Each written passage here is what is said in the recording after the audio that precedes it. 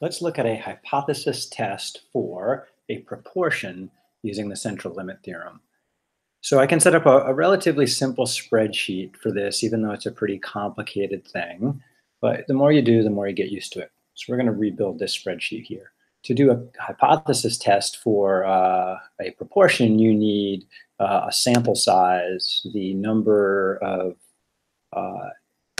successes in the sample, and you need a null hypothesis, and most likely you need a significance level. So I should make that yellow because that should be given. And then usually it's up to the researcher to determine the alternative hypothesis. So let's take a look. New sheet. So in this case, I'm looking at the percent of people, spell people, who like dogs. And I need to be given a count of how many people like dogs, how many people are in the survey. I need to know a significance level, and I need to know some null hypothesis. So let's enter these. So of that sample of 600 people, 294 of them said they like dogs. So I have 294, yes, I like dogs, out of 600 people total. Let's go with a significance level of 5% because this isn't a big deal. And let's say for the null hypothesis, I think more people like dogs than don't. So maybe my null hypothesis is going to be that the proportion is equal to 51%. So this is what I believe the true population proportion is. Now, I have to come up with an alternative related to P. But first, I'm going to take a look at the data. From the data, I need to know what is P prime. So P prime is the sample proportion, and that is the number of people who said yes divided by the total number of people. And I get 49%. 49%. So the question is 49% much different than 51? So here I could either go for a left tail test because my data is smaller than the null hypothesis, or I could just go for a two-tail test. I'm going to go for a two-tail. I'm going to say, although my default reaction is more people, and I'm going to call more 51% like dogs, I'm going to say P is not equal to 51%, and I'm just going to go equals that same number. So here's my null hypothesis, my alternative hypothesis, and my original data. And all this stuff. I did 30. All right, there we go. So other things I need to know. Since I have P here from the population, with a hypothesis test, you always center the sketch around the population information. So I'm going to need, if I have P there, I'm going to need to know Q also. So Q is always 1 minus whatever P is. P comes from the null hypothesis. So, oh, interesting. The Q is the same as my P prime. Whoa, what does that mean? Nothing, really. All right, quick sketch. What the hell are we doing? So we have a sample proportion, P prime. That's 49% for n equals 600 people in the survey. We have a null hypothesis, H0, that P is 0.51, 51%, and I'm going with an alternative hypothesis that P is not 0.51, which implies that I'm doing a two-tail test. Sketch a normal distribution. So once we apply the central limit theorem, we're always sketching a normal distribution, whether we're doing a confidence interval for a mean or proportion, or whether we're doing a hypothesis test for a mean or proportion. With proportions, we use z-scores. And with a z-score, you need a test statistic. So the test statistic for a z-score for a proportion is your sample, P prime, minus the null hypothesis proportion, divided by this crazy square root of P, the population, null hypothesis, Q from the null hypothesis, divided by N inside the root. So that's our sample statistic. Z-scores are centered at 0. Now, as far as the data goes in the population, we think the center should be 51%. But we have data that's out here to the left somewhere.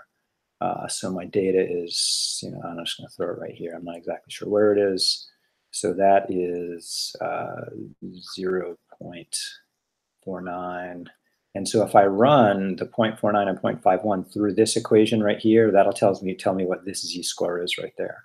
So we're going to have to run that test statistic. Once I get the test statistic, I then find the probability on the left side.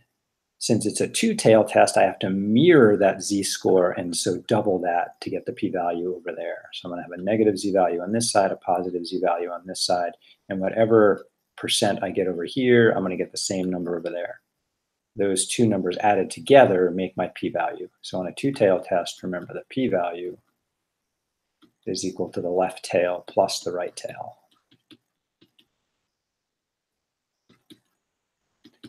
Since you have symmetry, you could just double whichever tail you found. That works too. All right, let's do it.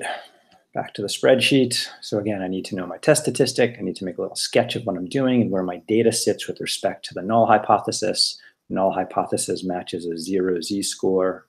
We need to find the z-score of our sample. All right, so let's see. I have p prime, I have p, I have q. I guess I'm ready to calculate z.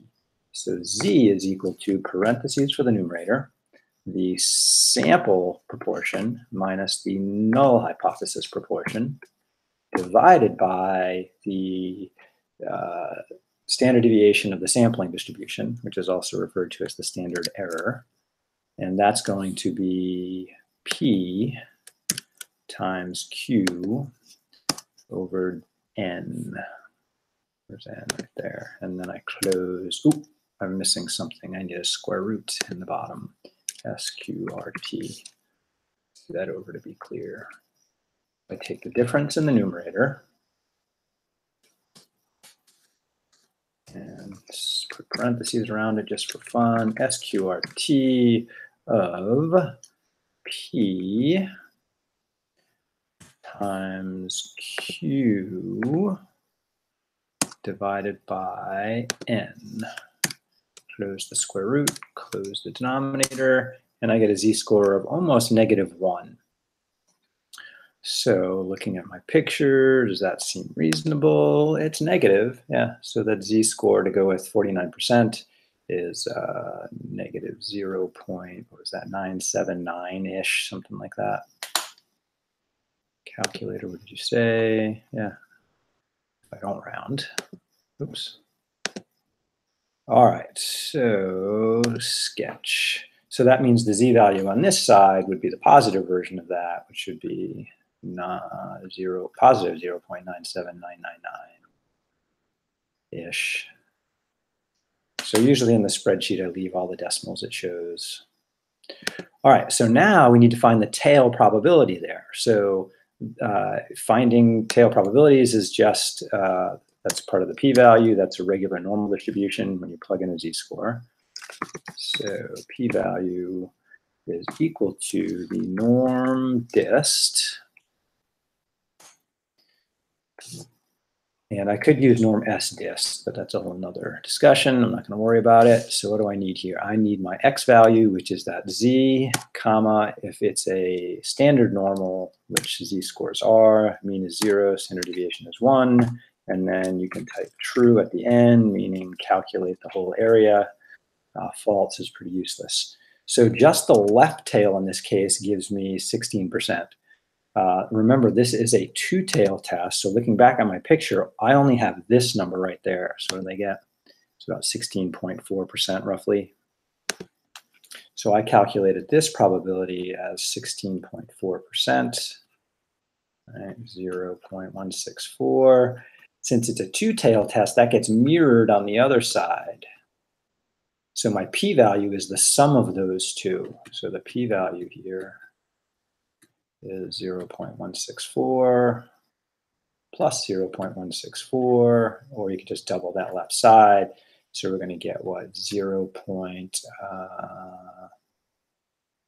3 to 8, roughly 32.8% chance of finding a group of 600 people, 49% of them like dogs, when I was expecting 51%.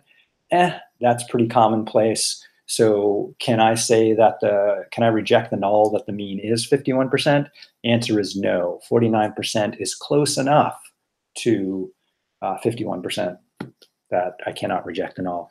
So my decision here, since I have such a large p-value, is I fail to reject the null. My data isn't much different than what the null hypothesis said it should be. This happens regularly, 32% of the time. So double check that in the calculation. My p-value isn't quite right because this is supposed to be a two-tailed test. I can double that. So I'm going to sneak in there the equal sign and go equals 2 times the normal dist. And there's my p-value of 32.8%. Notice I didn't even really have to think about the significance level. The only time that happens is if it's close. This is way bigger than 5%, so I do reject the null. So my decision is to fail to reject. Do I have to accept the null? No, I could do more sampling. But this particular sample basically supports the null hypothesis, saying, yeah, it's close enough to 51%. That's it. We ran our test. Have a good day. Do good math. Have fun with the central limit theorem.